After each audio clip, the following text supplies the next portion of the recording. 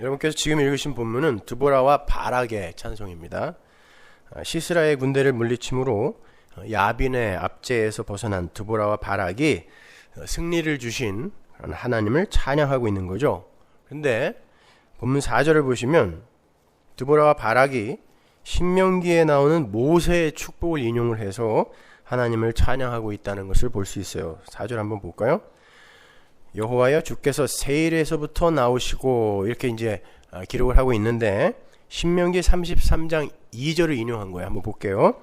일렀을 여호와께서 시내에서 오시고 세일산에서 일어나시고 바란산에서 비추시고 1만 성도 가운데서 강림하셨고 그 오른손에는 불같은 율법이 있도다. 그죠? 이 구절은요, 하나님께서 이스라엘을 애굽에서 끌어내어서 광야를 통과하게 하시고 결국 가나안에 넣으시는 구원의 전 과정에 그 하나님이 주체가 되셨음을 찬양하는 구절이에요. 그러니까 지금 성경은 하나님께서 야빈의 군대를 시스라를 물리친 그 사건을 이스라엘의 구원 사건과 비교하고 있는 거예요. 이 사사기의 전쟁 이야기가 사실은 하나님 백성들의 구원 이야기를 은유하고 있는 것임을 보여주는 거죠. 그래서 출애굽 사건에 쓰였던 그 내용을 그대로 인용해다가 이 사사기의 전쟁의 그 승리의 찬양에 인용해다 쓰는 거예요. 도저히 물리칠 수 없는 강력한 대적을 하나님의 열심과 능력이 파해버리고 그 대적의 압제 속에 놓여있던 당신의 자녀들을 건져내시는 그런 구원의 이야기가 사사기 전체의 내용인 거예요. 그런데 그 전쟁은 다른 곳에서 일어나는 게 아니라 바로 내 안에서 일어나는 전쟁이라 그랬죠. 그래서 성도의 인생은 전투와 전투 속에서 죽어가고 파괴되어가는 파국의 전쟁인 거죠. 둘 중에 하나는 죽어야 돼요. 그래서 파국의 전쟁입니다. 누가 죽어도 죽는, 죽음만으로 끝나는 그런 전쟁. 그런데 여러분이 아시다시피 성도의 인생 속에서 일어나는 그 구원의 전쟁은 여호와의 전쟁입니다. 하나님이 홀로 싸우시고 하나님 홀로 승리하시는 싸움이에요. 우리는 그 전쟁에 전혀 무익한 자예요. 하나님을 절대 도울 수 없는 자입니다. 근데 오늘 본문을 보시면 헌신이라는 단어가 여러 번 등장하죠. 헌신, 몸을 던지다요. 헌신. 이스라엘 각 지파가 하나님의 전쟁에 즐거이 헌신한 것에 대해서 드보라와 바락이 찬양을 하고 있어요. 오늘 본문에 이 드보라와 바락의 찬양을 인용해서 찬양곡이 여러 곡 지어졌습니다. 하나님의 백성이 즐거이 헌신하니 어쩌고 저쩌고. 그렇다면 여호와의 그 구원의 전쟁에 우리가 과연 우리 자신의 힘을 보탤 수 있다는 말입니까? 지금 이 바락과 드보라가 이 시스라, 야빈과의 전쟁을 이스라엘의 출애굽 구원에 비유해서 말하고 있잖아요. 그러면 지금 그 구원의 이야기에 이스라엘의 헌신이 지금 칭찬을 받고 있다면 그 구원에 우리의 힘이 보탬이 되냔 말이에요. 우리의 헌신이 보탬이 되느냔 말입니다. 아니죠. 로맨 캐톨릭이나 알메니언주의가 맞을 리가 없는 거잖아요. 본문 2절과 9절을 한번 보세요. 이스라엘의 두령이 그를 영솔하였고 백성이 즐거이 헌신하였으니 여호와를 찬송하라. 9절 내 마음이 이스라엘의 방백을 사모함은 그들이 백성 중에서 즐거이 헌신하였음이라 여호와를 찬송하라. 자, 헌신이란 단어가 나오는데 필연적으로 따라 붙는 말이 뭐예요? 여호와를 찬송하라죠. 헌신을 한 거는 이스라엘 백성인데 왜 여호와를 찬송하죠? 이스라엘을 칭찬해 줘야죠. 이스라엘 백성이 헌신했다. 그러니까 그들을 칭찬하자가 아니라 그들을 찬양하라가 아니라 여호와를 찬양하라란 말입니다. 그건 이스라엘의 헌신이 칭찬받을 만한 것이긴 하지만 그 헌신을 허락하신 분이, 격발시켜 내신 분이 따로 있다라는 것을 보여주는 거예요. 그래서 이스라엘이 헌신을 했지만 여호와가 찬양받으시는 것입니다.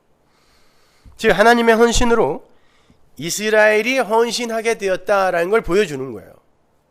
거기에 대한 근거 구절이 오늘 본문 20절과 21절에 분명히 기록되어 있어요. 20절 볼까요?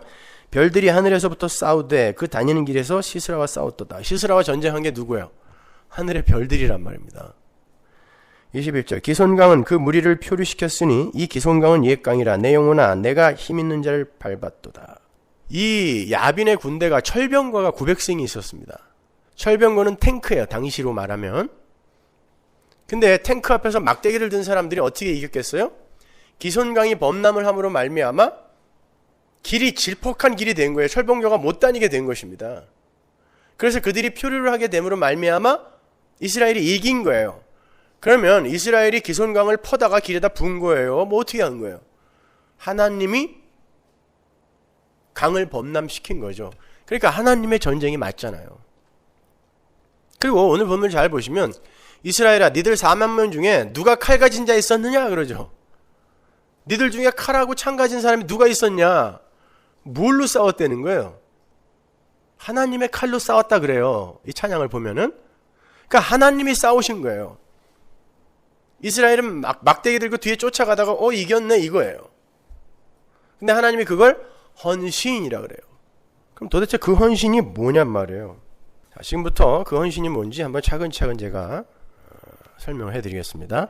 먼저 본문 23절을 보시면요, 드보라와 바락이 메로스 거민을 저주하는 대목이 나와요. 한번 볼게요. 여호와의 사자의 말씀에 메로스를 저주하라. 너희가 거듭거듭 그 거민을 저주할 것은 그들이 와서 여호와를 돕지 아니하며 여호와를 도와 용사를 치지 아니함이라 하시도다. 드보라와 바락이 메로스 거민을 저주하는 이유가 여호와를 돕지 않아서예요. 다른 말로 여호와를 위해 헌신하지 않았기 때문에 저주받는 거예요. 그렇다면 여호와의 전쟁, 즉 우리 성도의 구원의 전쟁에 우리 자신이 헌신을 하지 않으면 저주를 받는다라는 말처럼 들리잖아요. 우리도 뭔가 보태야 되는가? 그렇다면 도대체 드보라와 바락은 어떤 헌신을 말하고 있는 것이기에 헌신을 하지 않은 메로스가 저주를 받는 것인가? 우리가 지금 공부하고 있는 사사기 5장 14절 이하를 보시면요, 드보라가 이스라엘의 각 지파를 언급하면서 야빈과의 전투에 참여한 지파와 참여하지 않은 지파를 명확하게 구별하고 있어요. 구분해내고 있어요. 아주 철저하게 구분합니다. 어느 지파 중에 반만 참여했으면 그 반의 이름만 돼요. 다 되지도 않아요. 14절에 에브라임에게서 나온 자는 아말렉의 뿌리 박힌 자요 라는 구절은 에브라임 지파에서 이번 전투에 참여한 사람들은 아말렉이 거주하던 땅에 거주하는 에브라임 지파만 참여했다는 거예요. 확실하게 구별해내고 있단 말이에요. 베냐민은 너희 백성 중에 섞였으며 라는 말도 역시 베냐민 지파 중에서도 전투에 참여한 자들이 있다는 걸 보여주는 거고, 그리고 마길에서는 다스리는 자들이 내려왔고 라는 말은 므낫세 지파에서도 군대의 지도자들이 전투에 참여했음을 알려주는 거예요. 마길은 므낫세의 독자였어요. 근데 므낫세라고 말하지 않고 마길이라고 말하는 건 므낫세 지파는 반으로 나누어져서 요단의 동편과 서편에 거하게 되잖아요. 므낫세 반지파가. 요단 서편에 거하게 된 마길만을 언급하는 건 동편에 있는 놈들은 안 왔다라는 거예요. 이렇게 전투에 참여한 지파가 있는가 하면 전투에 참여하지 않은 지파도 이름을 댑니다. 17절 보세요. 길르앗은 요단 저편에 거하거늘 단은 배에 머무르면 어찌미뇨 아셀은 해변에 앉고 자기 시냇가에 거하도다. 그러니까 메로스 거민이 여호와를 돕지 않았다는 이유로 그들을 저주하라 라고 한 것은 다만 메로스 거민에 국한된 이야기가 아니라 보시는 것처럼 여호와의 전쟁에 참여하지 않은, 헌신하지 않은 이스라엘 모두를 지금 가리키는 거야. 그들은 다 저주받는다라고 이야기하는 거예요. 아울러 그건 여호와의 전쟁에 참여하지 않고 있는 오늘날의 교회를 가리켜 경고하는 거예요. 그럼 지금 빨리 생각해 보셔야죠. 여러분은 지금 여호와의 전쟁에 참여하고 계세요? 아니에요? 여러분 즐거이 헌신하고 계십니까? 아니면 큰일 나는 거 아니에요? 저주받는다 그랬으니까. 이제 우리가 신자로서 여호와를 도우며 산다는 건 아주 중요한 일이 되었어요. 여호와를 돕지 않으면 저주를 받는 거니까, 헌신하지 않으면 저주받는 거예요. 그렇다면 과연 하나님의 백성들이 여호와를 돕는다는 게 무엇을 의미하는 것인지 오늘 본문을 통하여 한번 찾아보자고요. 드보라와 바락은 즐거이 헌신을 했던 이스라엘의 지파들이 여호와를 도와서 용사를 쳤다 그러죠. 용사를 쳤다. 창세기에 노아의 홍수 사건이 기억나지 않으세요? 거기에서 용사들이 나오는데 그 용사들 때문에 하나님이 세상을 멸망시켜 버리잖아요. 근데 하나님이 내려오셔서 이스라엘을 도와 용사를 쳤다 그런단 말이에요. 그 용사를 치시는 하나님의 일에 그들이 헌신했다라는 거예요. 거기에서 용사는 당연히 야빈과 야빈의 군대장관 시스라 그리고 그들의 세력 전체를 지칭하는 거죠. 한마디로 이스라엘을 괴롭히던 이스라엘의 대적 세력을 이야기해요. 이스라엘은 하나님의 백성들의 은유고 메라포고요. 근데 그러한 이스라엘의 대적 리산 구사다임이나 에글론이나 그런 야빈이나 시스라 등은 누구를 가리키는 거라 그랬어요? 그런 용사들은, 대적들은 내 안에 있는, 우리 자신에 남아있는 옛사람의 흔적, 우리 안을 가득 채우고 있는 죄의 정체, 그게 바로 두 배로 나쁜 놈, 에글론, 야빈, 시스라 이런 걸로 나타난 거라 그랬잖아요. 그 대적들을 우리에게 허락함으로 말미암아 이게 바로 너야를 지적하는 거란 말입니다. 사사기는요. 그리고 하나님이 이걸 죽이는 거예요. 우리는 아무것도 할 수 없는데 하나님은 당신의 백성들에게 그러한 대적들을 보내심으로 그 대적 속에서 그들 자신을 바라보게 하셨고 그 대적을 멸하심으로 말미암아 그들도 그렇게 죽어야 하는 자들인데 하나님께서 은혜를 베푸셔서 당신의 아들을 보내어 그들 대신에 죽이고 그들을 살려내시는 것임을, 살려낸 것임을 보여주시는 거예요. 따라서 성도의 삶 속에서는 예수님의 십자가 사건이 끊임없이 실제화되어 나타나게 되어 있어요. 예수가 품어 안고 죽어버린 내 안에 그 죄가 내 실제의 삶 속에서 매일같이 하나님의 공격을 받아 죽어가는 경험을 하게 된다는 거예요. 그게 성도의 신앙생활이란 말입니다. 대적이 출현하고 그 대적이 공격을 당하고 다시 대적이 나타나고 그 대적도 하나님에 의해 공격을 당하고 그렇게 우리의 대적이 죽어가요. 그건 단순히 우리의 죄가 죽어서 점점 우리가 죄를 덜 짓게 된다는 말이 아니에요. 그 대적은 나라는 존재 안에서 터져 나오는 자아숭배의 그 왜곡된 신앙이 각기 다른 가면을 쓰고 나타나는 게 우리의 대적이에요. 그게 죄잖아요. 하나님 말고 나를 섬기는 게 죄란 말입니다.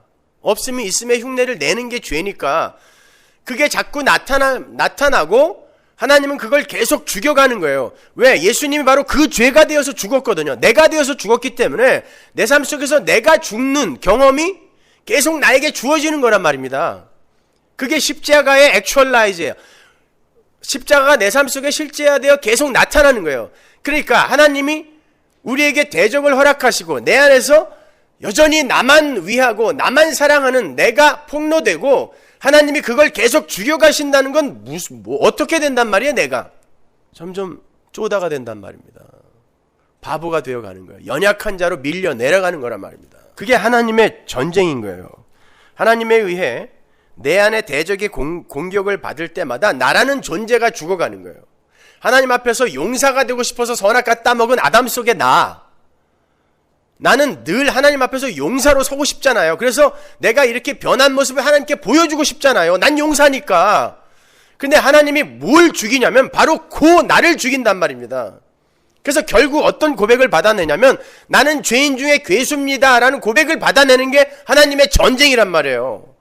그러니까 내가 점점 죄를 안 짓는 자로 변해가는 게 하나님의 전쟁의 결과가 아니라 나는 죄인입니다. 하나님의 은혜 아니면 죽을 수밖에 없습니다 라는 고백을 하게 만드는 게 하나님의 전쟁이란 말입니다. 그게 용사를 치시는 하나님의 전쟁인 거예요. 근데 그 일이 어떻게 일어났냐고요. 나는 죽어야 되는데 하나님이 나에게 영생을 허락하셨대요. 그 일이 어떻게 일어났냐고요. 예수님이 죽음으로 말미암아 내가 산 거 아니에요. 죽어야 되는데. 그러면 이 세상의 유일한 헌신자는 누구? 예수밖에 없는 거예요. 예수만 자기의 몸을 헌신한 거예요. 예수가 헌신했더니, 즐거이 헌신했더니 그 헌신에 의해 이 인생과 역사 속에서 내가 계속 하나님에 의해 공격을 받아 죽어가더라는 거예요. 헌신이 뭐예요? 내 몸이 하나님에게 던져지는 게 헌신이잖아요. 내가 죽어가는 게 헌신이잖아요. 그러니까 예수의 헌신에 의해 우리가 자기 부인의 상태로 밀려 내려가는 걸 뭐라 그래요? 우리의 헌신이라고 하는 거예요. 그게 헌신이란 말입니다. 그러니까 그 헌신, 우리의 헌신, 자기 부인의 헌신, 자기 십자가를 지는 헌신, 그게 누구로 말미암은 거예요? 예수의 헌신. 그래서 우리의 헌신은 누가 칭찬을 받아야 되는 거예요? 하나님이 칭찬을 받아야 되는 거죠. 그러니까 헌신을 이야기하면서 여호와를 찬양하라 라고 이야기하는 것입니다. 그러니까 함부로 뭐 선교사들이나 뭐 선동 잘하는 사람들 있죠. 특히 청년 대상 사역자들. 뭐 헌신하세요. 뭐 나오세요. 몇만 명씩 나와가지고 그냥 돌아가면서 어쩌면 좋나 그러잖아요. 나 헌신했는데 이거 어쩌면 좋아. 아까는 그냥 감정이 격해서 나갔는데 큰일 났네. 그런 걱정 안 하셔도 돼요. 참 사람들이 착해가지고 이렇게 선동을 잘 당해요. 선동당해서 나가놓고는 또 걱정으로 평생을 살고.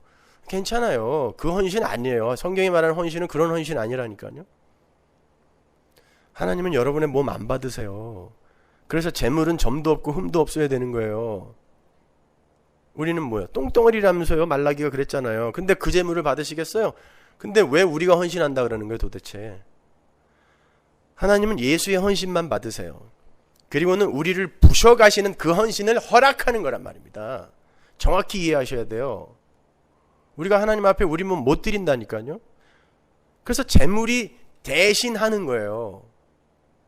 예수라는 재물이. 그렇게 옛 것을 죽이시고 새 것을 창조해내시는 새 창조의 그림이 사사기 전체에 각기 다른 모양으로 그려져 있는 거예요. 그러니까 사사기는 어려울 거 하나도 없어요. 이 역사 속에서 우리가 어떤 삶을 살게 될 것인지를 그냥 각기 다른 에피소드 속에서 반복하여 강조하여 보여주는 거예요. 그래서 우리는 사사기의 에피소드들을 공부하면서 그 속에서 나의 창조, 새 창조를 읽어내야 하는 거고, 그 새 창조의 전쟁이 내 삶 속에서 실제화되어 나타나는 것을 경험하면서 난 구원받은 사람이 맞구나 라는 걸 확인하며 드보라와 바락처럼 진짜 찬양, 진짜 구원의 감격이 묻어있는 찬양을 할 수 있어야 되는 거예요. 여러분이 자꾸 부정되고 부인되고 하나님이 여러분 삶 속에서 이렇게 침묵하시는 그런 경험들을 하면서 진짜 내 삶 속에서 이 일이 일어나네? 그러면 내 헌신이 내 삶 속에서 일어난다는 건 예수의 헌신과 관계 있는 자가 되었다라는 거 아니야, 내가. 그러면 내가 부정되고 부인되어지고 헌신되어져 가는 그 삶 속에서 내가 뭘 할 수 있어야 돼요? 진짜 성도면 찬양할 수 있어야 돼요. 드보라와 바락의 찬양이 바로 그거란 말입니다. 그게 진짜 찬양인 거예요. 아무 거에나 곡조 붙여서 부른다고 그게 찬양 아니라니까요. 저는 차라리 트로트 중에 찬양이 참 많은 것 같아요. 듣다 보면은 너무 은혜로운 찬양이 많아요. 물론 그걸 의도하여 지은 건 아니겠지만 참 믿음의 눈으로 바라보니 하나도 버릴 게 없어요. 감사함으로 받으니. 오히려 우리가 찬양이라고 부르는 것들 중에 참 메스껍고 토할 것 같은 내용이 너무 많아요. 제가 이 드보라와 바락의 에피소드 속에 들어있는 하나님의 전쟁에 대해서 조금 더 심도 있는 설명을 해드리겠습니다. 제가 지금부터 왜 하나님의 전쟁이 내 안에 용사를 치시는 전쟁인 것인지, 왜 우리는 그렇게 내 안에 용사가 죽어가는 과정 속에서 찬양을 할 수밖에 없는 것인지를 창세전 언약에서부터 출발을 해서 다니엘서의 72회를 통과해서 요한계시록의 새하늘과 새 땅까지 연결을 해보겠습니다. 굉장히 어려워요. 근데 오늘 다 할 수가 없어요. 오늘은 서론만 할 건데 참 안타깝습니다. 한 번에 다 하고 싶은데 이게 잘라서 하면은 할 맛이 안 나요. 제가 힘 빠졌죠 지금. 오늘 새벽 예배 때 기대하시라 개봉박도 했는데 하다 보니까 서론하니까 15페이지가 돼갖고 본론은 들어가지도 못했어요. 다음 주를 기대하세요. 그러나 오늘 서론을 여러분이 잘 들어두셔야 다음 주에 본론을 쉽게 이해할 수 있어요. 아니면 절대 이해 못해요. 이해가 안 가요. 제가 아주 훌륭한 그 독일 논문을 몇 개 발견을 했는데 그거를 읽으면서 진짜 이렇게 복음을 올바로, 성경을 올바로 해석하고 이해한 사람들이 있었는데 왜 지금까지 기독교가 이렇게밖에 서지 못했는가에 대해서 참 가슴을 치면서 통탄을 금치 못했습니다. 제가 읽는 데만 며칠이 걸려갖고 이 편두통이 생겨서 이 눈알이 빠질 것 같아요. 지금도 이 오른쪽 눈알이 이 설교하다가 빠지면 응급처치를 부탁드립니다. 자, 서론 부분은 그냥 옛날 이야기 들으시듯 들으시면 돼요. 여러분이 잘 아시는 거예요. 제가 반복해서 설명해 드릴 거니까. 다음 주에 이어질 본론 부분으로 가면 조금 어려울 수도 있으니까요. 오늘 설교를 한번 잘 들어보세요. 오늘 그리고 다음 주의 설교를 잘 이해하시면 여러분의 성경 이해에 정말 큰 도움이 되실 거예요. 그리고 역사와 인생과 묵시를 이해하는 데에도 아주 큰 도움이 될 겁니다. 우리가 지금 하나님의 전쟁, 즉 하나님의 새 창조에 대해서 공부를 하고 있는데, 창조라는 단어의 뜻이 여러분 뭔지 아십니까? 창조.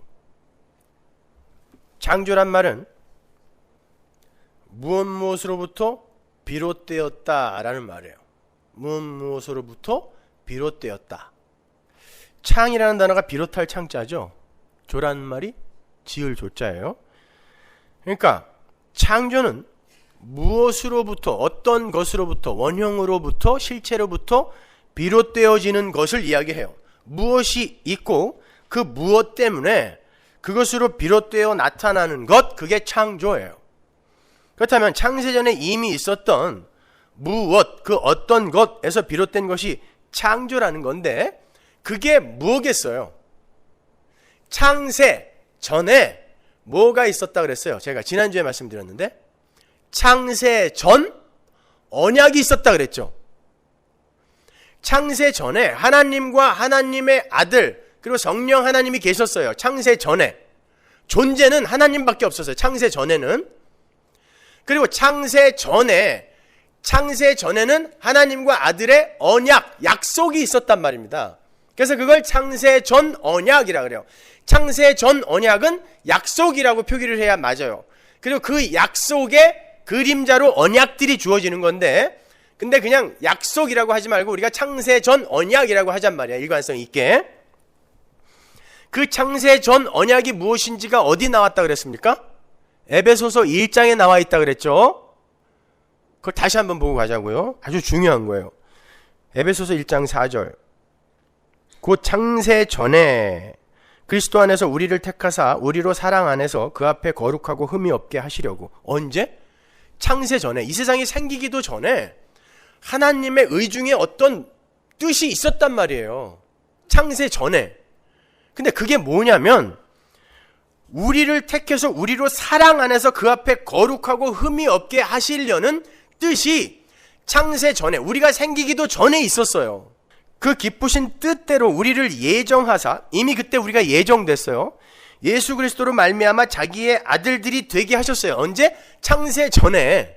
이는 그의 사랑하시는 자 안에서 우리에게 거저 주시는 바 그의 은혜의 영광을 찬미하게 하려는 것이라. 그 창세전 언약의 목적이 뭐예요? 하나님을 찬미하고 찬송하게 하려는 거죠. 우리가 그리스도 안에서 그의 은혜의 풍성함을 따라 그의 피로 말미암아 구속 곧 죄사함을 받았으니. 언제? 창세 전에. 이게 창세전 언약이란 말입니다. 예수의 피로 비로소 구속받을 수 있는 자, 존재가 될 수 있는 자, 산자가 될 수 있는 자, 그들이 바로 하나님의 백성이다. 이게 창세전 언약이란 말입니다. 다른 것으로가 아니에요. 예수의 피로 말미암아 비로소 존재가 될 수 있고 살아있는 자가 될 수 있는 것, 그것을 알아먹는 게 구원을 이해하는 거예요. 복음을 이해하는 거란 말입니다. 이는 그가 모든 지혜와 총명으로 우리에게 넘치게 하사 그 뜻의 비밀을 우리에게 알리셨으니 곧 그 기쁘심을 따라 그리스도 안에서 때가 찬 경륜을 위하여 예정하신 것이니 하늘에 있는 것이나 땅에 있는 것이 다 그리스도 안에서 통일되게 하려 하심이라. 모든 일을 그 마음의 원대로 역사하시는 자의 뜻을 따라 우리가 예정을 입어 그 안에서 기업이 되었으니. 우리의 행위나 우리의 뜻은 그 하나님의 뜻에, 그 의중에 요만큼도 반영이 안 된다는 거죠. 이게 무슨 말이에요? 11절이 모든 일을 자기 마음대로 하시는 이라는 뜻이잖아요. 자기 마음대로 하시는. 그래서 우리가 어떤 원망이나 불평을 해서는 안 되는 이런 뜻이란 말입니다. 자기 마음대로 하시는 하나님의 그 뜻 안에서 우리가 예정을 입어 그의 기업이 되었대요.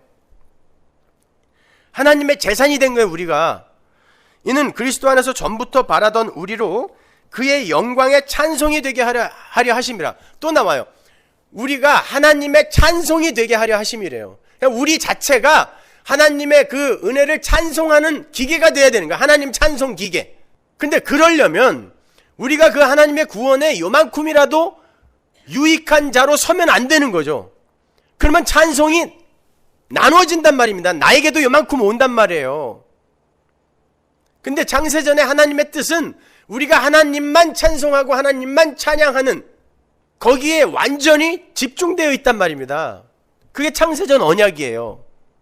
보시다시피 하나님 아버지와 예수 그리스도의 창세전 언약은 죽은 흙에 불과한, 아니 없음에 불과한 하나님의 백성들을 오직 하나님의 은혜로 예수의 피로 창조해내어서 그들의 입에서 찬송이 그냥 터져나오게 만들겠다는 거예요. 그 찬송이 어디서 터져나왔었어요? 출애굽 사건 바로 직후에 모세의 입에서 터져나왔었죠. 구원을 경험한, 구원 사건이 무엇인지를 경험한 이후에 어린 양의 피로 말미암아 내가 아무것도 한 것 없는데 밀려 나와 보니까 애굽에서 나와 있어. 야, 이게 뭐냐? 구원을 경험한 자에게서 필연적으로 그냥 우발적으로 펑 터져 나오는 게 찬송이란 말입니다. 이스라엘이 한 게 뭐 있었어요? 애굽에서. 드보라와 바락도 마찬가지예요. 칼 하나 못 들고 야빈 시스라의 철병과 앞으로 나갔어요. 그랬더니 별들이 내려와서 막 싸우네. 기손강이 범람하여 철병가가 안 움직여. 이건 뭐냐? 괜히 겁먹고 있었네. 거기다가 웬 여자가 적장까지 죽여줘. 그랬더니 드보라와 바락이 이게 구원이구나 안 거예요. 그걸 알자 입에서 찬양이 터져 나오는 거예요. 시키지도 않았는데 그냥 터져 나오는 거예요. 자기가 만든 게 아니에요. 하나님이 누구인지를 알고 내가 얼마나 연약한 존재인지를 확인하자 그냥 찬송이 터져 나오는 거예요. 그분이 나에게 해주신 일이 무엇인지가 확연히 나에게 깨달아지니까 찬송이 그냥 터져 나오는 거예요. 이렇게 아버지와 아들의 창세전 언약에 의해서 이제 만물이 창조가 되었어요. 창세전 언약에 의해서. 그 만물 안에는 인간도 포함되죠. 인간뿐만 아니라 보이지 않는 존재도 다 포함돼요. 그 만물 안에는요. 창세전 언약에 의해 천사와 하늘의 것들까지 창조됐다라는 거예요. 그전에는 그런 것도 없었어요. 근데 이 창세전 언약이 원형이고 그 원형, 이 언약을 드러내기 위해 천사도 지어지고 인간도 지어진 거예요. 이 중에는 타락한 천사와 타락한 인간도 들어가는 거예요. 창세전 언약이 무언가를 설명해 주기 위해 이 타락이 창세전 언약, 하나님의 뜻 의중 안에 들어있었다라는 것입니다. 하나님도 기대하지 못하고 예상하지 못했던 타락이 우발적으로 터진 게 아니라 하나님이 창세전 언약을 역사 속에 그려내기 위해서 만물이 창조됐단 말이에요. 그러니까 창세전 언약, 이걸 묵시라고 한단 말입니다. 언약, 창세전은 시간 밖의 영역이기 때문에 거기에서 하나님이 어떤 언약을 하시고 계획하시고 뜻을 펼치셨다라는 건 이미 완성됐다라는 것이니까 이 묵시는 이미 완료된 거고, 이 완료된 묵시를 역사 속에서 가시적인 존재와 사건과 현상들로 이렇게 설명하는 거예요. 이게 역사란 말입니다. 이게. 그런데 그 만물 안에는 타락한 천사와 마귀와 아담까지도 들어가 있단 말입니다. 그러니까 거시적인 면에서 봤을 때 그건 이미 하나님의 계획 속에서 타락을 하도록 결정되어진 거예요. 어떻게 하나님이 만든 것 안에서 타락과 죄가 나오느냐? 여러분, 타락과 죄는 하나님에게 적용되는 말이 아닙니다. 하나님은 그 자체가 선이세요. 죄는 뭐예요? 하나님을 인정하지 않고 그분 앞에서 용서되려고 하는 게 죄며 타락이라니까요. 하나님이 하시는 건 모든 게 선이에요. 근데 하나님이 죄와 타락을 조장했다라는 말이 어디서 나와요? 하나님은 그런 걸 할 수가 없는 분이세요. 하나님이거든요.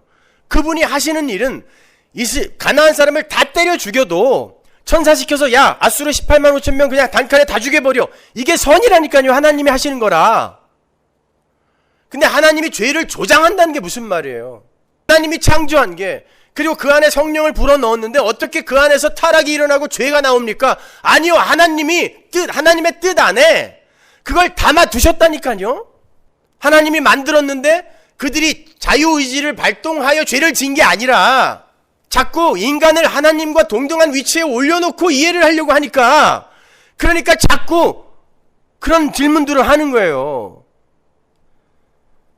그러니까 인간과 보이지 않는 존재들까지도 그 창세전 언약, 모든 존재는 하나님의 은혜로 존재하며 비로소 행복에 들어갈 수 있다라는 것을 그 창세전 언약을 드러내고 확증하는 데에 교보제로, 도구로 쓰이는 거예요. 우리도 마찬가지예요. 구원받은 성도도 마찬가지예요. 골로새서 1장 16절 보세요. 만물이 그에게 창조되되 하늘과 땅에서 보이는 것들과 보이지 않는 것들과 혹은 보좌들이나 주관들이나 정사들이나 권세들이나 만물이 다 그로 말미암고 그를 위하여 창조되었다. 천사들도 다 그를 위하여 창조됐다 그러죠. 보이지 않는 것들도 다. 그러니까 모든 존재는, 그리고 이 역사는 그 묵시를 그려내는 부시요 물감일 뿐인 거예요. 그러니까 묵시 앞에서 역사는 그 가치와 의미를 상실하게 돼 있다니까요. 근데 우리가 이 인생과 역사를 너무 가치 있게 여기니까 자꾸 우리의 행위를 의지하는 거예요. 우리의 인생은요, 우리가 지켜낼 수 있는 것도 아니고 지켜낼 필요도 없는 거예요. 우리의 인생은 내 것이 아니기 때문에 내가 못 지켜요. 그리고 내 인생을 내가 지켜낼 수 없단 말입니다. 왜? 우리는 언약의 도구로 창조됐기 때문에 그래요. 근데 내 인생은 나의 것. 그러면 가슴이 찡하잖아요. 내 인생은 나의 것, 나는 모든 것. 뭐라고요? 예전에는 다 외웠는데. 내 인생은 나의 것, 네 인생은 네 거니까 네가 알아서 해. 그러면 굉장히 이렇게 가슴이 벅차오르고 그러잖아요. 그게 죄라니까요. 내 인생은 내가 못 지킵니다. 그냥 하나님이 나를 도구로 사용하여 창세전 언약을 그려내는 거거든요. 그러니까 어떻게 쓰던 내가 거기에 이의를 제기할 수가 없어요. 그게 다니엘서의 70일에 안에 아주 선명하게 그려져 있어요. 69일에까지는 역사인데요, 나머지 한 일회가 묵시로 날아가 버려요. 제가 그걸 보면서 깜짝 놀랐어요. 야, 성경이 이런 거구나 하고 깜짝 놀랐어요. 그래서 묵시를 사는 성도에게 있어서는 나머지 한 일회를 사는 동안의 인생과 역사가 하나님 앞에서 아무런 가치와 의미를 가지지 못하게 돼요. 69일에서 이제 한 일회가 남는데 그 한 일회가 예수 그리스도의 오심부터 시작되거든요. 그런데 이 한 일회는 예수 그리스도가 죽으심으로 말미암아 끊어져요. 그리고 묵시로 날아가 버려요. 한 일회가 없어져 버려요. 역사 속에서. 그 말은 그 예수 안에서 묵시 속으로 날아가 버린 하나님의 백성들은 이 역사 속에서 사는 삶의 그 가치와 의미를 묵시 속에서 그냥 상실해버리고 부정당하는 거예요. 그러니까 여러분이 이 세상에서 무슨 일을 하던 여러분은 이미 묵시 속에 완료된 자로 서 있기 때문에 여러분의 인생과 역사가 하나님에 의해 카운트가 안 된단 말입니다. 그걸 제가 다음 주에 한번 자세하게 설명해 드릴게요. 성도가 그 사실을 깨닫고 자기의 이 무거운 인생의 짐을, 야, 내가 이 나이에는 이 정도 돼야 되고 이 나이에는 이 정도 돼야 되고 또 교회 생활에 이 정도 했으면 이 정도 변화돼야 되고 이런 짐들 있잖아요. 내가 역사 속에서 수행해내고 개발해내야 되고 발전해야 되고 취득해야 되는 그런 짐들 있잖아요.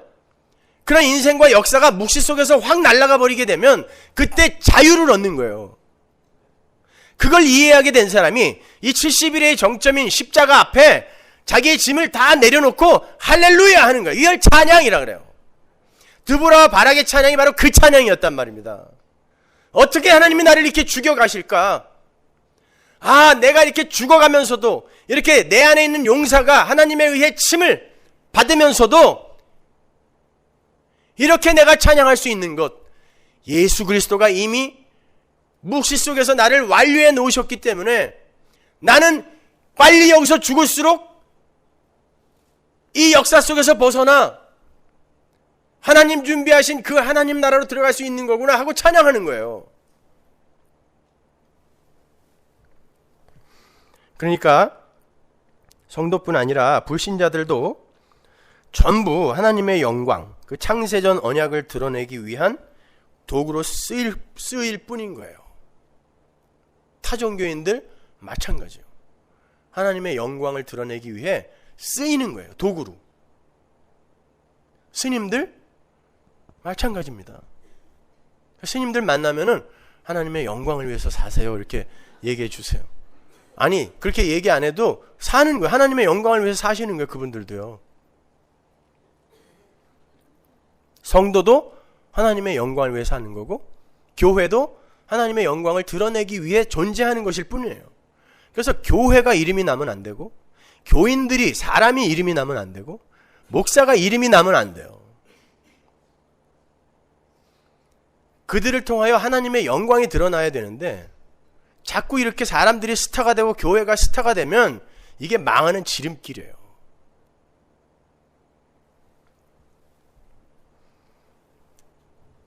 제가 전에도 말씀드렸지만 이 역사는 완료된 묵시를 펼쳐서 그냥 설명하는 기능을 갖고 있는 것일 뿐이에요.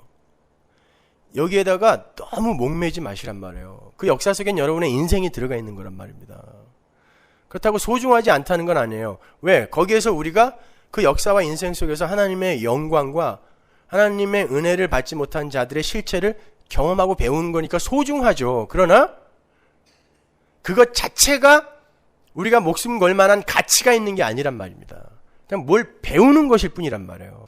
특히 예수님의 십자가 세례 이후로 이어지는 마지막 한 일에 해당하는 기간을 사는 이들은 예수님의 십자가 안에서 묵시로 편입이 되기 때문에 그들의 인생과 그들의 인생을 가득 채우는 그들의 행위가 그 자체로의 가치와 의미를 상실한단 말입니다. 요한계시록 6장에 보면 어린 양이 보좌에 앉으신 하나님으로부터 7인으로 봉해진 책을 받으시죠. 그 인이 하나하나 떼어질 때마다 역사 속에서 뭔 일이 일어나죠. 그럼 무슨 말이에요? 하나님 나라에 이미 완료된 묵시가 그게 요한계시록에 나오는 책이잖아요. 계시록이라는 게 레볼루션, 묵시잖아요. 완료된 거란 말이에요. 그게 그 완료되어 있는 나라에 그 하나님의 언약의 내용이 적혀있는 하나님의 시나리오가 있어요. 그게 하나씩 펼쳐질 때마다 이 역사 속에 일이 일어나는 거죠. 그러니까 하나님의 묵시가 역사 속에서 이렇게 펼쳐지는 거예요. 그러니까 이 역사는 묵시를 드러내는 화면일 뿐이란 말입니다. 화면. 그 자체가 실체가 아니라. 따라서 나라는 존재를 창조하신 분이 너는 평생 간장만 담고 살아라 그러면 간장 그릇으로 살아야 돼요. 나는 고추장을 담고 싶어요. 이렇게 항의할 수 있는 그릇이 있어요? 그런데 성경이 우리를 그런 토기장이가 만든 그릇이라고 하고 하나님을 토기장이라고 비유를 해서 말씀하시는데 우리는 우리의 이 처지와 신세에 대해서 왜 이렇게 불만이 많아요? 너는 그렇게 가난하게 살다 와. 그럼 그렇게 가면 돼요.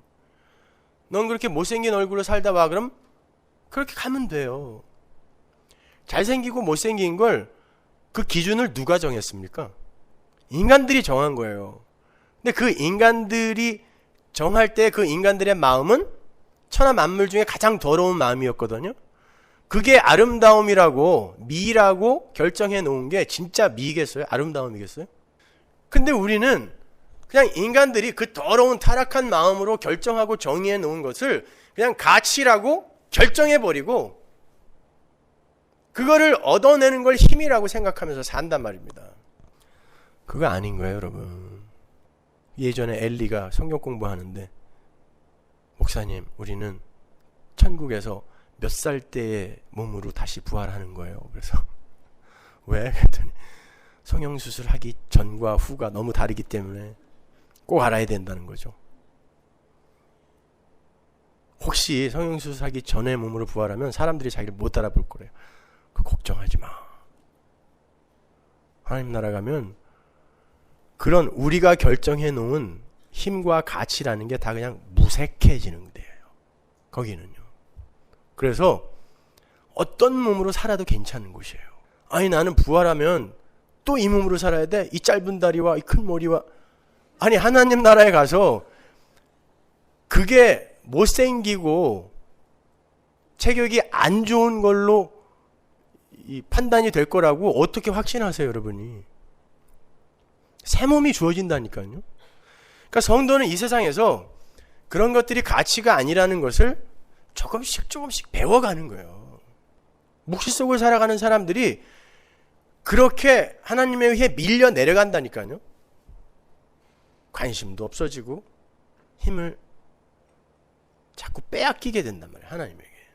근데 그게 잘 가는 거예요, 여러분. 총감독이신 하나님이 그 묵시 속에서 완성해 놓은 그 책대로 역사를 지금 연출하고 계신데, 그냥 하나님이 슬레이트 치시면서 ready, action 그러면 움직이면 돼요. cut 그러면 멈추면 되는 거예요. 그리고 하나님은 반드시 그 책의 시나리오에 의해서만, 창세적 언약에 의해서만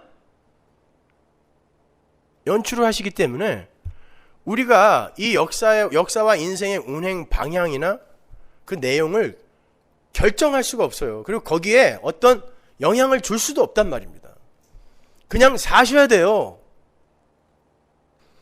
여러분, 창세전 언약에 뭐라 그랬어요? 죄 속에 빠진 하나님의 백성들을 오직 하나님의 은혜로, 예수님의 십자가 보혈로만 구원해 내심으로 거기에서 빠져나온 사람들의 입에서 하나님을 향한 찬송이 끊이지 않게 하는 것이 창세전 언약이에요. 그러니까 하나님만 찬송 받으시겠다는 거예요.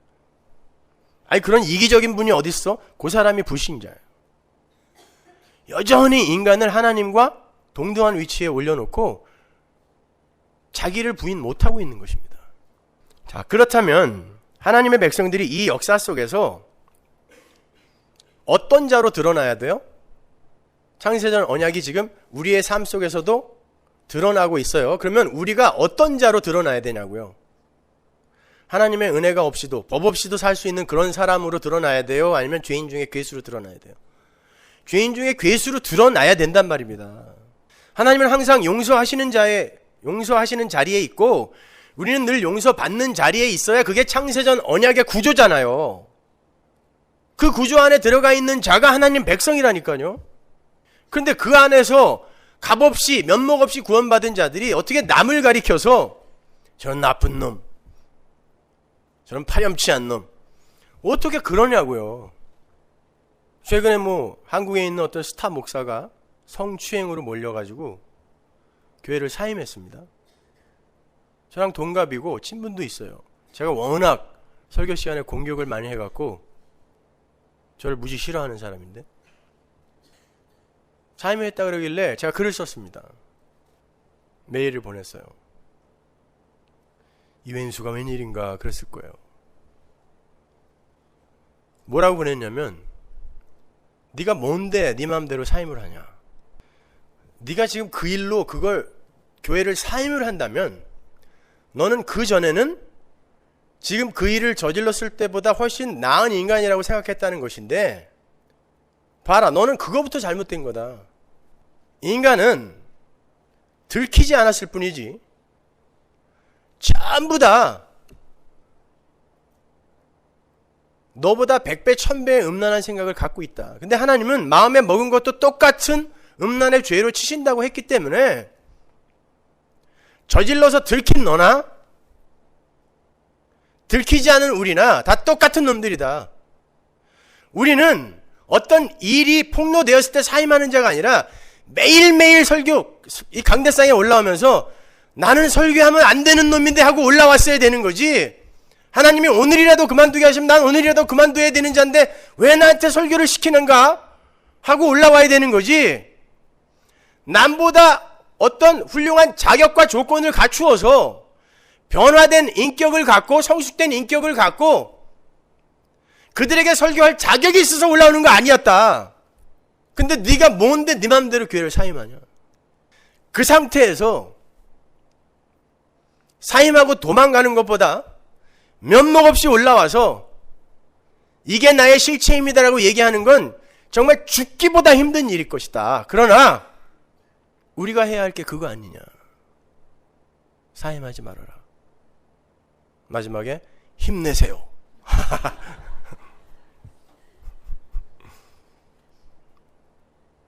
헷갈릴 거예요 지금. 웬수가 진심인가? 진심이에요. 뭐이 다릅니까 우리가? 그냥 우리는 그런 자로 폭로되고 그럼에도 불구하고 덮으시는 하나님의 은혜, 그 하나님만 드러나면 돼요. 내가 뭡니까? 내가 뭔데 그 순교자의 영광까지 차지해야 돼요? 나는 이런 죄를 졌기 때문에 이렇게 멋지게 사임하는 멋진 모습을 보여준다, 이것까지 챙겨야 되냐고요. 야, 어떻게 그런 일을 저지르고도 여전히 설교를 하러 올라오냐, 저는 나쁜 새끼, 이 얘기를 더 들어야 되는 거예요. 오히려 뭐가 정입니까 도대체가. 아니, 이 세상에 설교할 자격이 있는 자가 어디 있어요. 근데 우리는 참 뭔가 착각하고 있는 것 같아요. 우리는 늘 용서받을 자의 자리에 내려가 있어야 돼요. 그러니까 죄라는 건 엄밀히 말해서 하나님께서 손을 대지 않고 버려두시는 존재와 상태, 이게 죄잖아요. 그죠? 그걸 로마서에서는 내버려 두심이라 그래요. 그냥 내버려 두신다. 그게 죄예요. 죄의 상태예요. 하나님이 내버려 두시면 죄예요. 그게. 하나님께서 손을 대지 않으시고 마음의 정욕대로 그냥 하게 내버려 두는 자, 그게 죄인이에요. 그런데 그 죄인은 반드시 죽는다 그러죠.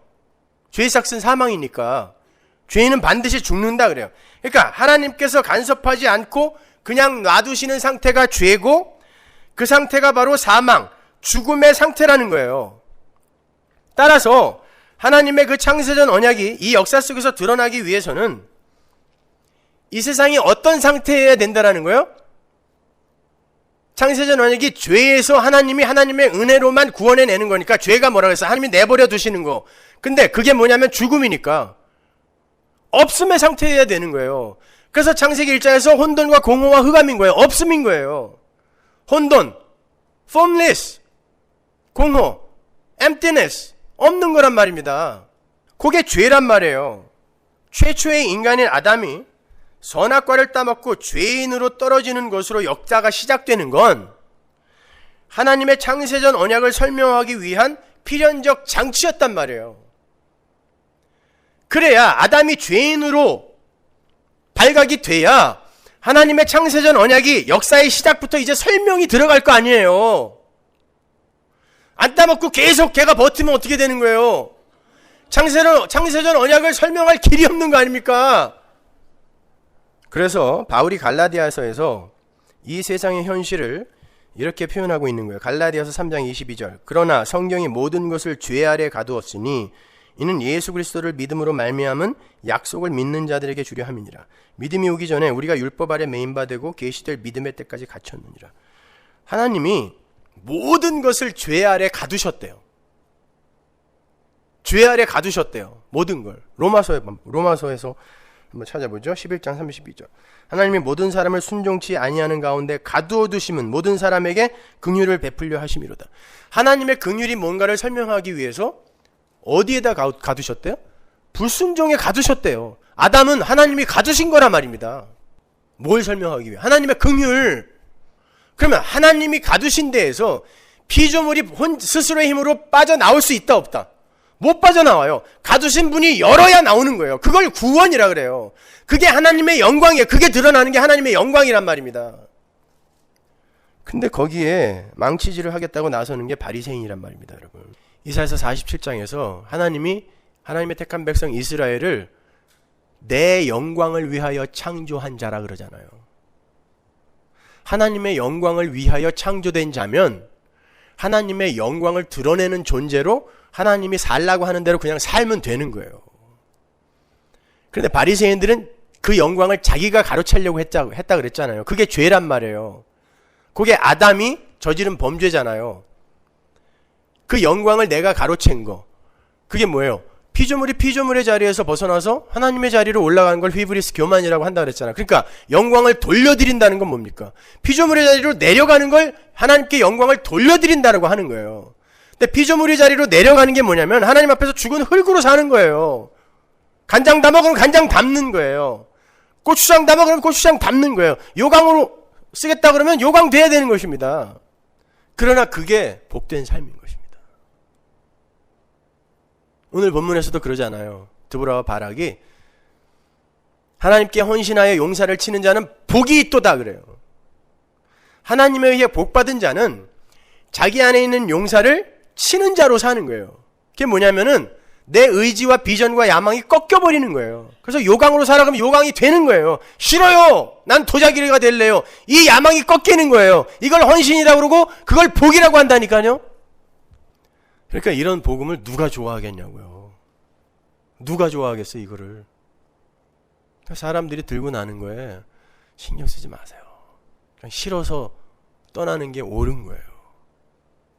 하나님의 은혜가 임하지 않으면 아파서 못 견딥니다. 내 존재를 날이면 날마다 두들겨 패서 없음의 자리로 몰아내리는 게 말씀인데 그걸 어떻게 성령 받지 않은 자들이 견딥니까? 그렇다고 뭐 떠나가는 사람들이 전부 성령 받지 못한 사람들이라는 건 아니고, 그러니까 사람들이 들고 나는 거에 여러분 너무 신경 쓰지 마세요. 뭐 우리 교회가 자꾸 뭐 차갑다 어쩌고 어쩐다 뭐 이렇게 말씀들 하시는데, 예, 더 차가워도 줘도 돼요. 그런데 이렇게 차가운데 인간적인 관점으로 봤을 때 여기에 누가 남아있고 싶겠어요? 근데 나는 살아야 된다라는 마음이 마음속에 요만큼이라도 있는 사람들은 머리 도끼 삼아 나오게 돼 있어요. 별로 따뜻하지도 않고 사람들 보면 재수도 하나도 없는데 살아야 되니까 그냥 나와야 되겠다 오는 거죠. 예, 그런 사람만 남으세요. 뭐 많이 모아서 뭐 할 거예요. 살고 싶은 사람만 남으시면 되는 거지. 뭘 꼭 새로 왔다고 매일 전화해주고 그래야 돼요? 우리 교회는 이렇답니다 저렇답니다 거짓말 할 수는 없잖아요. 그렇다고 또 우리 교회는 이렇게 차갑답니다 이렇게 솔직하게 이야기할 수도 없고, 그래서 안 하는 거예요. 그게 불만이세요 그게? 우리는 하나님을 예배하러 오는 거지 내가 예배받기 위해 교회 나오는 거 아닙니다. 왜 사람들이 날 알아주기를 바라요? 그리고 왜 내가 남들에게 친절의 베품을 받아야 됩니까? 나는 쓰레기라면서, 티끌이라면서. 티끌 대접해주는데 왜 불만이세요? 갈라디아서 3장 23절을 보시면 죄 아래 가두어졌던 자들을 가리켜서 율법 아래 가두어졌던 자라고도 표기를 하죠. 그리고 거기서 빠져나올 수 있는 방법은 믿음이 와서 그들을 풀어주는 방법밖에 없다 그래요. 그러니까 믿음이 오기 전까지는 우리는 율법 아래 죄 아래 그냥 갇혀 있어요. 갇혀 있어요. 그러니까 믿음 앞에서 인간들의 모든 행위가 부정되고 기각되는 거죠. 믿음은 보이지 않는 건데 그 믿음에 의해서만 죄에서 빠져나올 수 있으니까 그동안에 행한 인간들의 역사와 행위는 다 뭐예요? 부정되는 거예요. 그 앞에서, 믿음 앞에서. 거기에 기능적 존재로 선택받은 사람들이 민족적 이스라엘이에요. 그래서 이스라엘을 기능적 이스라엘이라고 하는 거예요. 기능적이라는 말은 어떤 것을 보여주기 위해서 선택이 된 존재를 가리키는 거예요. 성도의 구원이 어떻게 이루어지는가를 보여주는 기능으로 선택된 것이 이스라엘이라는 말이에요. 그 이스라엘이라는 말이 어디서 나오죠? 야곱에게서 나오죠. 야곱이라는 인물과 에서라는 인물 둘 다 아브라함과 이삭의 후손이에요. 그런데 한쪽은 무엇을 하기도 전에 이미 태중에서 하나님의 미움을 받는 자로 결정이 되어졌고, 한쪽은 사랑을 받는 자로 선택이 되었어요. 그러니까 에서는 무엇을 잘못해서 지옥에 가는 게 아니라 지옥에 가는 자로 창조가 되어서 지옥에 가는 거예요. 무슨 말인지 아시겠어요? 이걸 굳이 칼빈의 이중예정 이딴 소리 하지 말자고요. 칼빈은 뭐 다 옳아요? 칼빈 때문에 자본주의가 생겨난 거예요.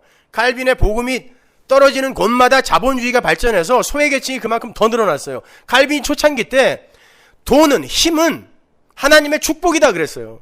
그래서 칼빈의 복음이 떨어지는 곳마다, 칼빈의 교리가 떨어지는 곳마다 돈에 눈이 뒤집힌 자들이 우글우글 생겨났다니까요. 그러니까 그런 거 빌려서 쓰지 말고, 조직신학이라는 것 자체가 인간들이 성경을 분석해 놓은 거예요. 그런 거 다 잊어버리세요. 에서는요, 태중에 지어지기도 전에 이미 하나님이 미워하시기로 결정했다 그러잖아요. 그러면 하나님이 미워하시기로 결정했다는 걸 지옥 보내려고 만들었다는 뜻이에요. 그럼 이 세상에 멸망할 진노의 그릇, 로마서의 말처럼 멸망의 진노의 그릇, 지옥에 갈 그릇들이 하나님에 의해 지어졌다는 거예요? 아니에요? 하나님에 의해 지옥 갈 존재들이 이미 지어졌다는 거예요. 그래서 그들이 무슨 일을 행하기도 전에 그들은 이미 지옥 갈 자로 지어졌기 때문에 그들이 무슨 일을 행해도 지옥 가는 거예요. 간디처럼 아무리 착한 일을 많이 하고 슈바이처처럼 아무리 착한 일을 많이 해도 이미 지옥 가기로 결정이 됐으면 지옥 가는 거예요. 거기에 이의를 제기할 사람이 있냐고요. 왜 나를 요강으로 쓰세요? 이게 가능하냔 말이에요. 성경은 그거 안 된다 그랬잖아요. 그런 이의를 제기한다는 건 나는 지옥에 그러니까 천국에 갈 자격이 어느 정도는 있다라는 것을 전제로 하는 거 아닙니까? 아니란 말이에요. 우리는 그냥 죽은 흙이란 말이에요. 원래가 예수 그리스도 그 생기, 예레미야 애가에서 그걸 뭐라 그래요? 콧김은 누구? 기름 부은 자. 예수가 없으면 그냥 죽은 자자, 죽은 흙이잖아요. 티끌, 아담아. 근데 티끌이 있어야 할 자리에 놓는 게 지옥인데, 땅지 감옥옥, 땅에다가 흙을 던지는 게 지옥이란 말이에요. 그런데 죽은 흙을 예수가 아무 상관하지 않고 그냥 죽은 흙의 자리에 놔두는 게 왜 잘못이냐고요. 예수의 콧김이 없이도 나는 존재일 수 있다는 걸 전제하니까 내가 왜 지옥에 가야 되냐고 따지는 거 아닙니까? 아니란 말입니다, 여러분. 멸망의 자식들이 이 세상에 하나님의 영광을 드러내기 위해 창세적 언약을 설명하기 위해 창조가 되어 와 있어요. 그러니까 기능적 이스라엘은 그 속에서 구원받은 자와 유기되는 자를 우발적으로 튕겨내면서 하나님의 창세전 언약의 정체를 드러내는 거예요. 기능적 이스라엘도. 그래서 이스라엘 안에도 구원받는 자와 유기되는 자가 나뉘는 거예요. 하나님의 구원을 설명하기 위한 존재니까. 그러니까 모든 인간은 하나님이 이 세상에 태어날 때 차표를 한 장씩 줘요. 근데 어떤 사람은 상행선, 어떤 사람은 하행선. 차표 한 장 손에 들고 떠나가는 거예요. 근데 타보니까 나는 상행선인데 쟤는 하행선이야. 왜 나에게 이 표를 줬어요? 라고 따질 수가 없다니까요. 복음이에요, 이게. 예정된 시간표대로 떠나가야 되는 거예요. 너는 상행선, 나는 하행선. 넘버 3라는 영화를 보면 송강호가 그러죠. 야, 건달은 헝그리 정신을 갖고 살아야 하는 건데 그거 있잖아. 왜 라면 먹고 달리네. 현정화. 그러니까 부하가 그러죠. 임춘혜입니다, 형님. 그러니까 다 쫓아내고 뒤지게 맞습니다. 그리고는 내가 현정하라고 그러면 현정한 거야. 예, 하나님이 너는 구원받아 그러면 그냥 구원받으면 되는 거예요. 넌 지옥 가 그럼 지옥 가면 되는 거예요. 그 자리까지 낮아져야 성도인 거예요. 하나님이 저 언제 지옥 보내도 할 말 없는 자입니다. 왜? 내가 하나님 죽인 자니까요. 내가 하나님 십자가에 매단 자니까 내가 지옥 가 마땅한 자죠. 근데 왜 내가 지옥 가야 되냐고 어떻게 하나님 앞에서 우기냐고요. 하나님이 현정하라 그러면 현정한 거예요. 임춘혜 아니고. 자, 그런데 그러한 구별은 우리 성도의 몸속에서도 똑같이 일어나요. 우리 안에 옛사람과 새사람이 공존해요. 그런데 한쪽은 계속 공격을 당하여 멸망의 자리로 가고 다른 한쪽은 계속 살아나죠. 보세요. 예수 그리스도를 중심으로 BC와 AD가 갈려요. 근데 BC는 구약이고 AD는 신약입니다. 그렇죠? 근데 구약은 시간이 갈수록 줄어들죠. 결국 0으로 돼요. 죽는 거예요. 율법은 죽이는 거예요. 신약은 살아나는 거예요. BC 100년, BC 99년, BC 98년. 시간이 갈수록 줄어들어요. 죽어가는 거예요. 율법은 죽는 겁니다. 그래서 예수로 말미암아 시대가 갈리는 거예요. 근데 오늘날 기독교가 다시 구약으로 돌아가려고 하고 있단 말입니다. 예수 그리스도의 십자가 피, 그 은혜를 너무 무색하게 만들어요. 오늘날 교회가. 결국 우리 안에서 일어나는 그 전쟁은 한쪽이 다 멸망하고 이제 남아있는 존재로 영원히 사는 그런 형국으로 진행이 되어져 가요. 그 전쟁이. 따라서 기능적 이스라엘은 바로 우리 성도의 모형인 거예요. 그러니까 민족적 이스라엘의 회복을 기다리는 세대주의자들의 주장은 얼토당토한 거죠. 민족적 이스라엘은 하나님의 백성들이 이 세상에서 어떻게 살게 될 것인가를 보여주는 하나의 모형이란 말입니다. 그래서 기능적 이스라엘이에요. 그러니까 이스라엘을 보면서 그 안에 내가 들어가 있어야 돼요. 성령이 임하면 우리가 성경을 보면서 이런 나쁜 놈들 어떻게 금방 이렇게 하나님을 원망해가 아니라 성령이 우리를 관객석에서 무대로 확 밀어버린다니까요. 그래서 우리가 성경을 살게 되는 거예요.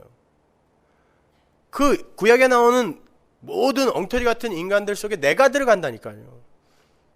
다윗이 간음할 때 내가 들어가고 다윗이 살인 교사할 때 내가 그 다윗의 자리에 서는 거예요. 아니 그런 위치와 또 그런 환경이 조성되면 뭐 그런 것만 하겠어요 우리가? 근데도 다른 사람들을 전부 대상화 시켜놓고 나를 괜찮은 사람으로 계속 올려놓는 것이죠. 그렇지 않습니다 여러분. 우리는 그런 환경만 주어지면 그보다 5만 배는 더 악하게 살 사람들이에요. 고린도전서 10장 5절 보세요. 그러나 저희의 다수를 하나님이 기뻐하지 아니하신 거로 저희가 광야에서 멸망을 받았느니라. 저희가 누구야? 이스라엘. 그런 일은 우리의 거울이 되어 우리로 하여금 저희가 악을 즐겨한 것 같이 즐겨하는 자가 되지 않게 하려 함이니. 이스라엘이 우리의 뭐였다고요? 거울이었어요. 그러니까 그 이스라엘의 삶 속에 누구 있다? 나 있는 거예요. 나. 저희 중에 어떤 이들이 원망하다가 멸망시키는 자에게 멸망하였나니 너희는 저희와 같이 원망하지 말라. 저희에게 당한 이런 일이 거울이 되고 또한 말세를 만난 우리의 경계로 기록하였느니라. 그런즉 선줄로 생각하는 자는 넘어질까 조심하라. 그 이스라엘이 바로 난데 우리가 그 이스라엘의 역사를 보면서 이런 나쁜 놈이 있어? 나는 괜찮은데. 이게 선줄로 아는 자예요. 아니야, 너가 이스라엘이야. 넘어질까 조심하라는 거예요. 그 이스라엘은 납니다. 우리예요. 바로 우리 자신. 그 이스라엘이 바로 나였습니다. 이스라엘이 하나님 죽였잖아요. 예수님 죽였잖아요.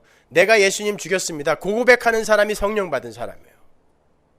그게 즐거이 헌신하는 사람이에요. 내가 누군데 그런 일을 저지르겠어요. 이게 헌신 안 된 사람이에요. 여전히 시퍼렇게 살아있는 사람이죠. 근데 그러한 구원은 하나님의 선택에 의해서 일방적으로 주어지는 거죠. 아브라함에게 그렇게 했던 것처럼 그 선택에 어떤 조건과 어떤 배경과 자격이 근거가 되지 않았어요. 그러면 그 선택이 인간의 조건에 의해서 주어지지 않은 것처럼 인간의 조건과 행함에 의해 선택이 취소될 수 있어요, 없어요?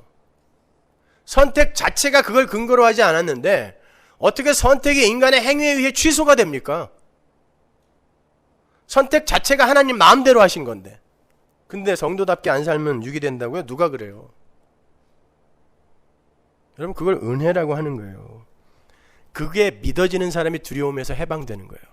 아, 내가 이렇게 산다고 하나님이 나 버리지 않는 거구나.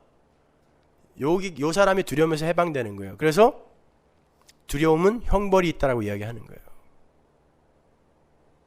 예수를 믿으면 그 두려움이 금방 사라진다는 게 아니라 그 두려움이 완전히 사라지는 자리로 내가 이제 몰려간다는 뜻이에요. 근데 지금은 좀 두렵잖아요. 예배당 교회 빼먹고 어디 놀러 갔는데 뭐 차가 빵꾸가 난다거나 뭐 그러면은 금방 아유 내가 벌 받나 보다 이런 생각 들잖아요.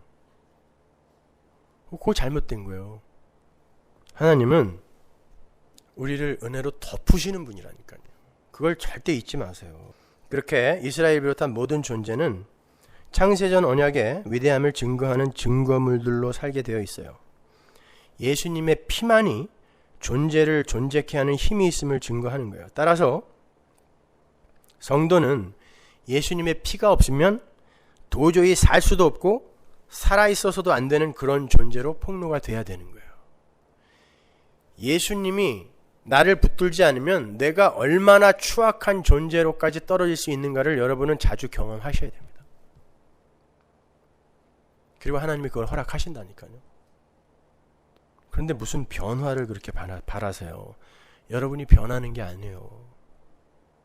하나님이 우리를 장악하시는 거지. 자, 계속해서 하려고 했는데 너무 많이 남아서 서론도 다 못하겠네요. 자, 다음 주에 좀 잘 간추려서 설명을 해드릴게요. 제가 지난주에 그런 논문들을 읽으면서 너무 머리가 아파서 영화를 한 편 봐야 되겠다 싶어갖고 목요일날 집에 좀 일찍 갔어요. 그래서 이제 우리 둘째하고 같이 앉아서 어떤 영화를 볼까 둘이 이제 골랐어요. 우리 둘째는 제가 집에 가면은 거머리처럼 붙어 있어요. 잘 때만 빼고. 그러니까 진짜 제가 보고 싶은 거를 못 볼 때가 많아요. 그래갖고 고른 게 The Majestic이라는 그 영화였어요. 짐 캐리가 나오는. 거기에 이제 에밀 졸라에 대한 이야기도 나오고 드레피스 사건에서 에밀 졸라가 얼마나 이제 용기를 발휘해서 대단한 일을 했는가를 이제 막 칭송을 하죠. 미국의 그 메카시즘을 두들겨 패는 영화였어요. 걸핏하면 공산주의자로 몰아가지고 사람 매장시키고 그런 거. 나중에 짐 캐리가 공산주의자로 몰려서 이제 비겁하게 다른 사람들 이름 몇 명 대고 그냥 자기만 풀려나면 될 수 있는 기회를 얻는데 거기에서 자기가 감옥 갈 각오를 하고 진실을 이야기를 하죠. 당신들이 틀렸다라고. 그리고 나서 나중에는 이제 해피엔드로 끝나는데 많은 이들이 그 방송을 보고서 짐 캐리의 편을 들어서 짐 캐리가 영웅이 되는 그런 영화예요. 근데 제가 그 영화를 다 이렇게 보고 우리 둘째에게 물었어요. 하늘아, 너는 만약에 이 다음에 저런 상황이 되면 너도 네 목숨을 걸고 저렇게 진실을 이야기할 수 있겠니? 물었어요. 옛날 같았으면 그럼요 라는 대답을 기대했을 텐데 저는 그 아이가 그렇게 대답하면 어떡하나 하고 가슴을 두근두근거리면서 기다렸죠. 그랬더니 아니요 그러더라고요.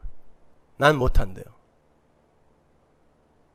그래서 남자 자식이 치사하게 너만 살려고 그러면 인마 진실이 아닌 걸 이야기한단 말이야? 그랬더니 나는 교회에서 배우기를 우리 인간은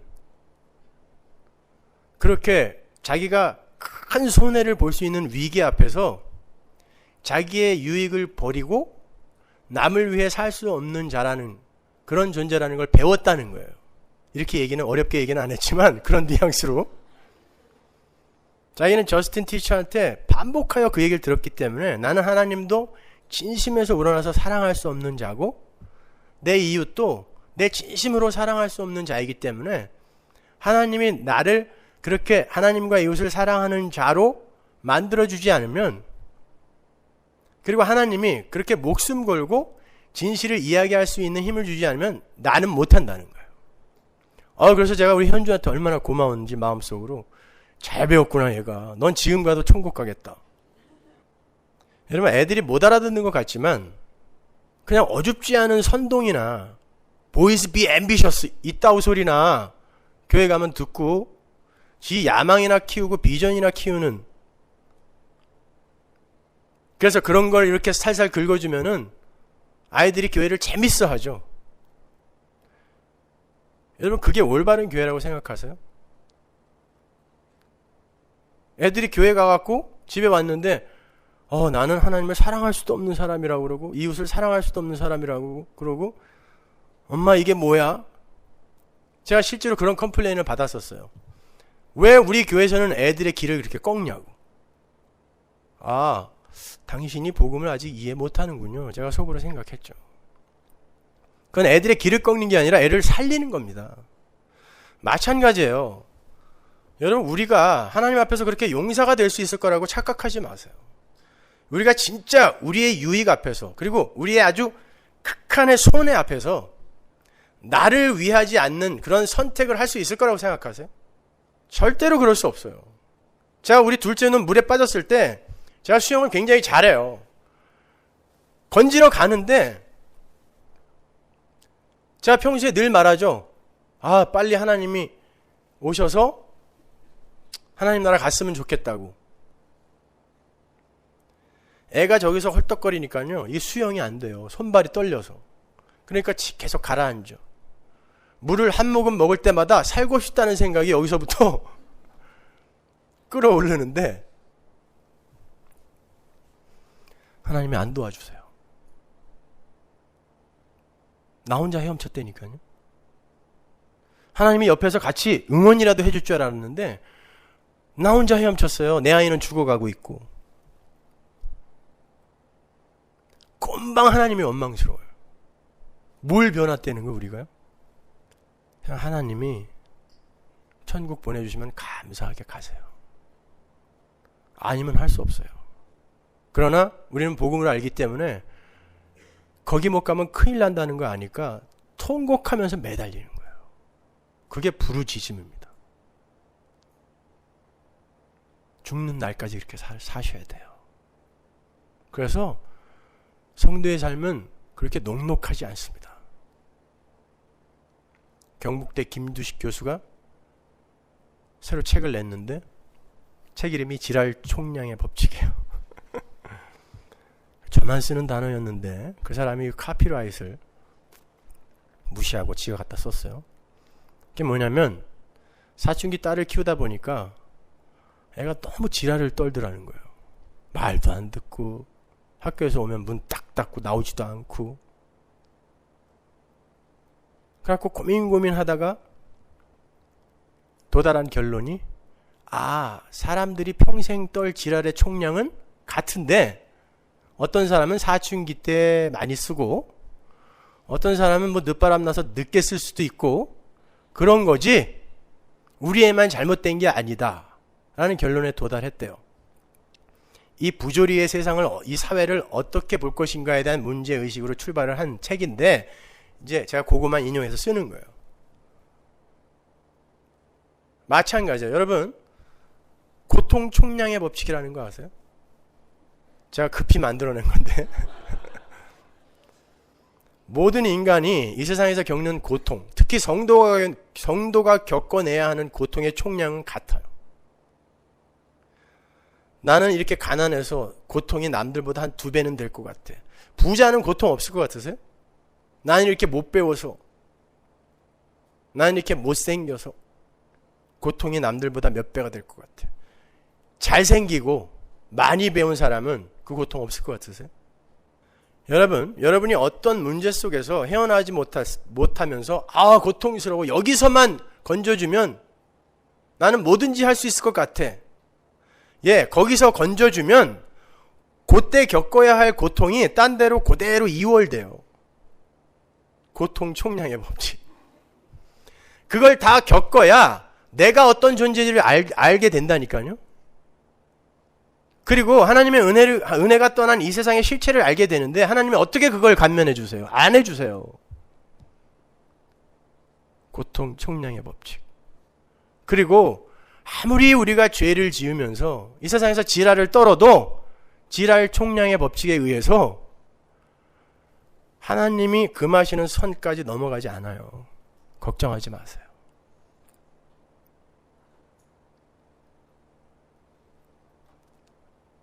그러니까 여러분 주변에 있는 이들이 저 인간은 왜 저렇게 지랄을 떠나 그렇게 보이더라도